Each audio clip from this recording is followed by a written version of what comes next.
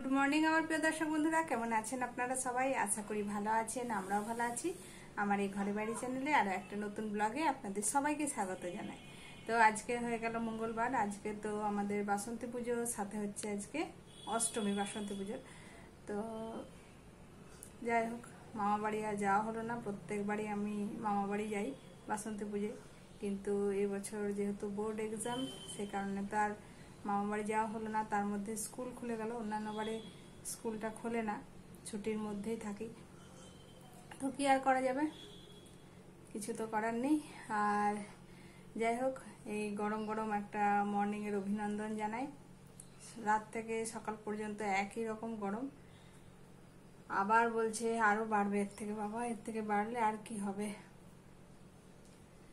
তো চলুন সকাল সকাল ব্লগটা শুরু করি, আমার সাথে থাকুন, দেখতে থাকুন, আশা করি ভালো লাগবে। সকাল সকাল বৌমা শাশুড়ি মায়ের তো চা খাওয়া হয়ে গেছে, এখন বাপ বেটিকে দিয়ে দিয়েছি চা। ভাবলাম যতক্ষণ ওরা চাটা খাচ্ছে ততক্ষণ এই পাশে আমি গাছগুলোতে একটু জল দিয়ে দিই।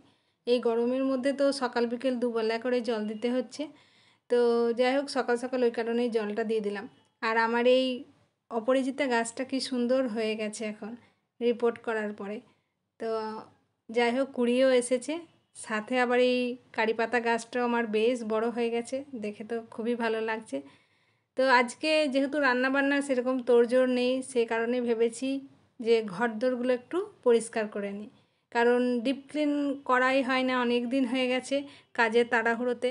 তো আজকে ভাবলাম সেরকম কাজের চাপ নেই, আজকে এই ঘরগুলো একটু পরিষ্কার করে নিই। সে কারণে সকাল সকাল হাতে ঝুলঝাড়ু নিয়ে নিয়েছি। প্রথমে ঘরগুলো পরিষ্কার করে নিই, তারপরে ফার্নিচারগুলো একটু মোছামুছি করতে হবে। আর আজকে রান্নাবান্নার তোড়জোড় নেই, মানে হচ্ছে আজকে যেহেতু অষ্টমী, আমি আর মা তো ভাত খাবো না, ওদের বাপ বেটির ভাত হবে। আর আমার বর তো সেদ্ধ সেদ্ধ ভাত খেতেই বেশি ভালোবাসে। এই গরমকালে ও টক দই, আলু সেদ্ধ, ডাল হলে আর কিছুই চায় না। তো ওর জন্য সেদ্ধ সেদ্ধ বানাবো, সাথে মেয়েকেও আজকে টিফিনে ভাত দিয়ে দেবো। কারণ দুপুরবেলা ওর ওই সেদ্ধ ভাতগুলো খেতে ভালো লাগবে না, দুপুরবেলা তখন আমরা যা খাবো সেটাই ও খেয়ে নেবে। আর আজকে তো স্কুল যায়নি, কারণ ওদের বৃহস্পতিবার থেকে এক্সাম শুরু। কালকেও যায়নি, আজকেও যায়নি। আর কালকে তো রামনবমীর ছুটি আছে, পরশুদিন একেবারেই পরীক্ষা দিতে যাবে। তো আজকে সে কারণেই রান্নাবান্না নেই বলেই আমি ভাবলাম না, আজকে ডিপ ক্লিনগুলো করে নিই। কারণ হাতে সময় পাচ্ছিলামই না এই পরিষ্কার করার। তো আমি এদিকে পরিষ্কার করছি, বর তো ওদিকে জার নিয়ে জল আনতে চলে গেল। আর কতগুলো ধোয়ার আছে, সেগুলো সব ধুয়ে টুয়ে আমি স্নান করে তারপরে রান্না বসাবো। ওদের আগে ভাত টাতগুলো রান্না করে আবার আমাকে গ্যাস পরিষ্কার করতে হবে, তারপরে আমাদের রান্না হবে। তো বন্ধুরা, আমার এই পুরো ভিডিওটা লাস্ট পর্যন্ত দেখার অনুরোধ রইল। আর দেখে যদি ভালো লাগে তাহলে ছেড়ে যাওয়ার আগে লাইক করবেন, কমেন্টে জানাবেন কেমন লেগেছে।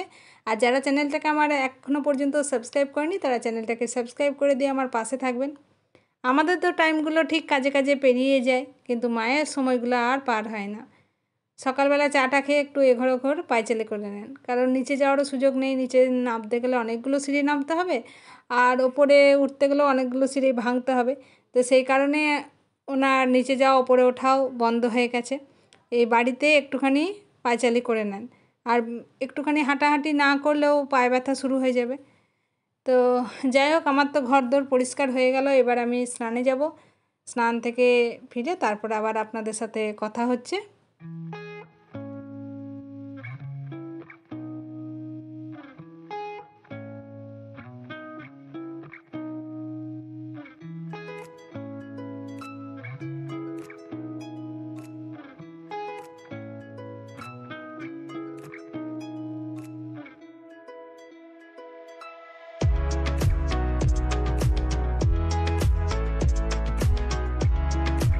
স্নান পুজো কমপ্লিট করে আবার আপনাদের সাথে আমার কথা হচ্ছে। তো স্নান করেই ওদের জন্য ভাত বসিয়ে দিয়েছিলাম। আর সেদ্ধ সেদ্ধ ভাত হতে তো বেশিক্ষণ সময় লাগে না।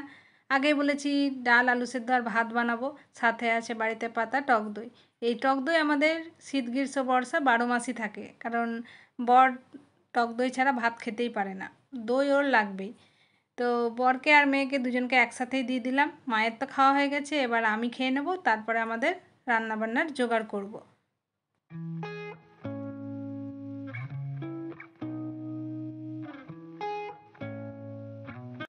টিফিন করে এপাশে সবজিগুলোকেও কুটে নিয়েছি, গাজর, বিনস, ক্যাপসিকাম, সাথে আলু আর দেব পনির। এই দিয়ে আজকে সবজিটা বানিয়ে নেব। আর সবজিটা একটুখানি বেশি করেই বানিয়ে নিচ্ছি, আমাদের লাঞ্চেও হয়ে যাবে, সাথে ডিনারেও হয়ে যাবে। কারণ যা গরম পড়েছে রাত্রেবেলা আর আমার রান্না করতে একদম ইচ্ছেই করে না। রুটিগুলো কোনো রকমে করতে হয় তাই করি। আমার তো মনে হয় জল ঢালা ভাত খায়, কিন্তু আমার বরের আবার জল ঢালা ভাত পছন্দ নয়, ও রুটি খাবেই। তো ওর জন্য রুটি বানাতে হয়, সাথে আমরাও খেয়ে নিই। মাঝের মধ্যে কোনো দিন ইচ্ছে না হলে তবেই হয়তো জল ঢালা ভাত খাই, নইলে তো আমরা গ্রীষ্মকালে এই রুটিই খাই। তো তরকারিটা ওপাশে কুটে রেখে নিলাম, আর এপাশে ততক্ষণে ভাবলাম পায়েসটা বসিয়ে নিই, একটুখানি সিমুইয়ের পায়েস বানাবো। সেই পায়েসটাই বসিয়ে দিয়েছি, পায়েসটা বানিয়ে নিই, তারপরে তরকারিটা বানাবো, আর তারপরে গরম গরম পরোটাগুলো ভেজে খেয়ে নেব। তো পায়েসটা এই পাশে হয়ে গেল, কারণ সিমুইয়ের পায়েস হতে তো বেশিক্ষণ সময় লাগে না। আর এই পাশে তরকারিটা বসিয়ে দিয়েছি। গল্প করতে করতে আপনাদেরকে শুভেচ্ছা জানাতেই ভুলে গেছি। আমার এই ঘরে বাইরে পরিবারের সকল বন্ধুদের জানাই বাসন্তী পুজোর অনেক অনেক শুভেচ্ছা, ভালোবাসা, বড়দের জানাই প্রণাম। তো আমার এই উপোস টুপোস থাকলে আমার মেয়ে খুব খুশি হয়, কারণ ওকে ভাত খেতে হয় না। ভাত খেতে গেলে অনেক রকমের সবজি খেতে হয়, যেটা ওর পছন্দ নয়। আর ভাত না খেলে ও খুব খুশি হয়। 3বার 4বার রুটি খেয়ে নেবে ঠিক আছে, কিন্তু ভাত খেতে ওর ভালো লাগে না। তো আজকে যেই শুনেছে আমার অষ্টমী, মাও খাবে না, সেই সকাল থেকে বলে যাচ্ছে আমাকে ভাত খেতে হবে না তো। আর তার মধ্যে তো আজকে সব কিছু ওর ফেভারিট হচ্ছে, পরোটা, সাথে পনিরের তরকারি, সিমুইয়ের পায়েস।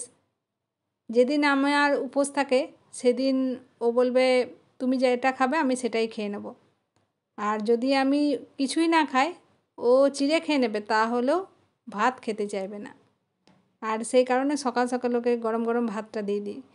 কারণ সকালে একবার টিফিনে কি খাবে, আর সারাদিনে একবার ভাত না খেলে হয়? আমাদের বাঙালিদের মনে হয় ভাতটাই যেন আসল, ভাত না খেলে মনে হয় যেন কিছুই খাইনি, এরকম লাগে।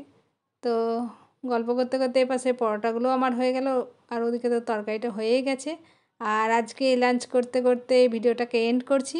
আবার খুব শীঘ্রই ফিরে আসবো নতুন একটা ব্লগ নিয়ে। ততক্ষণের জন্য আপনারা সবাই সুস্থ থাকুন, ভালো থাকুন, বাই।